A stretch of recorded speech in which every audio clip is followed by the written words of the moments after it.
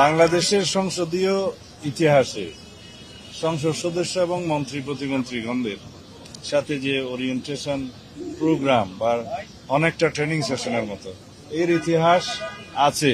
শহীদ রাষ্ট্রপতি জিয়াউর রহমান সংসদ সদস্যদের বিভিন্ন বিষয়ে এরকম ট্রেনিং কোর্স নিতেন।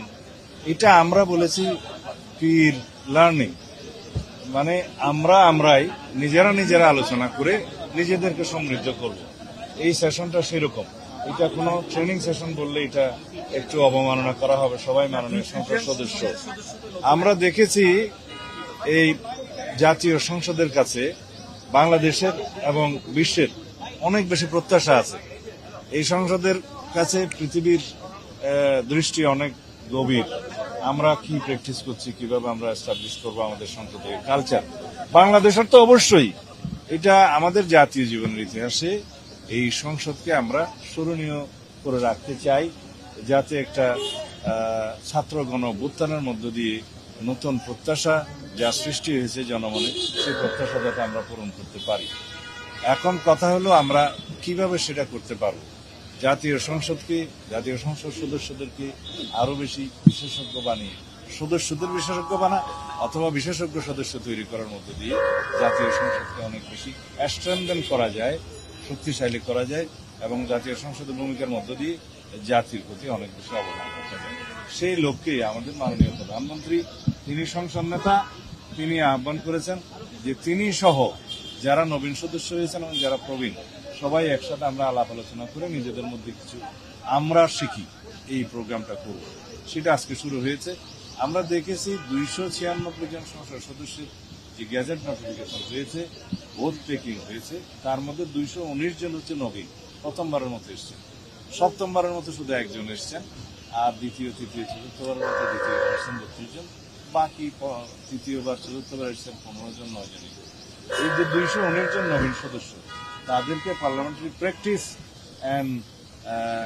প্র্যাকটিসের সাথে আমরা বলেছি যে আরো কিছু নর্মস আমাদের শেখাতে হবে। এই পার্লামেন্টারি প্র্যাকটিস আমরা চর্চা করতে গেলে আমাদের কি করতে হবে, তখন আমরা রুলস অফ প্রসিডিওর, কনস্টিটিউশন এবং সংসদীয় রীতি পদ্ধতি, আচার আচরণ, এইগুলো যেগুলো প্রতিষ্ঠিত সেই সম্পর্কে আমরা একটু ধারণা দিলাম এবং নিলাম পরস্পর আলোচনার মাধ্যমে। তার মধ্যে সংসদে সদস্য হিসেবে সংসদে প্রবেশের পর থেকে, প্রথম দিন থেকে আমরা সংসদের ভিতরে কি কি ভূমিকা পালন করব, রুলস অফ প্রসিডিওর অনুসারে আমরা কোন কোন বিধিতে আমরা নোটিশ দেব, কোন কোন বিধিতে আলোচনা করব, কোন কোন বিধিতে পয়েন্ট অফ অর্ডারের কথা হবে, এবং আইন প্রণয়নের কাজে যাতে আমরা যথেষ্ট মনোযোগী হই। জাতীয় সংসদে যেহেতু সবচেয়ে গুরুত্বপূর্ণ হচ্ছে আইন প্রণয়ন করা, সেই হিসাবে সংসদ সদস্যদের ভূমিকা কি, বিল কারা উপস্থাপন করবেন, প্রাইভেট মেম্বার্স ডে কি, এবং সরকারি বিল উত্থাপনের পরে সেই বিলের প্রসিডিওর কি, ফার্স্ট রিডিং কিভাবে হবে, সেকেন্ড রিডিং কিভাবে হবে, থার্ড রিডিং কিভাবে হবে, তারপরে সেই বিলটা কিভাবে আইনে পরিণত হবে, সেখানে সংসদ সদস্যদের কি গঠনমূলক ভূমিকা হবে ইত্যাদি সম্পর্কে আমরা আমাদের কথাবার্তা বলেছি, পরস্পর আলোচনা করেছি। এইভাবে আমরা চাই আমাদের পার্লামেন্টারি কালচারকে আমরা আরো শক্তিশালী করতে। এই পার্লামেন্টারি কালচার এমন হবে তখন মানুষ বলবে আমরা এরকমই একটি জাতীয় সংসদ দেখতে চেয়েছিলাম। রাষ্ট্রপতি হচ্ছে একটা প্রতিষ্ঠান, ব্যক্তি নয়।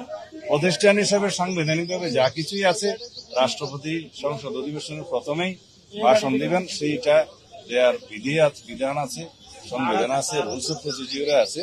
সুতরাং সেই মতে আমরা যাব।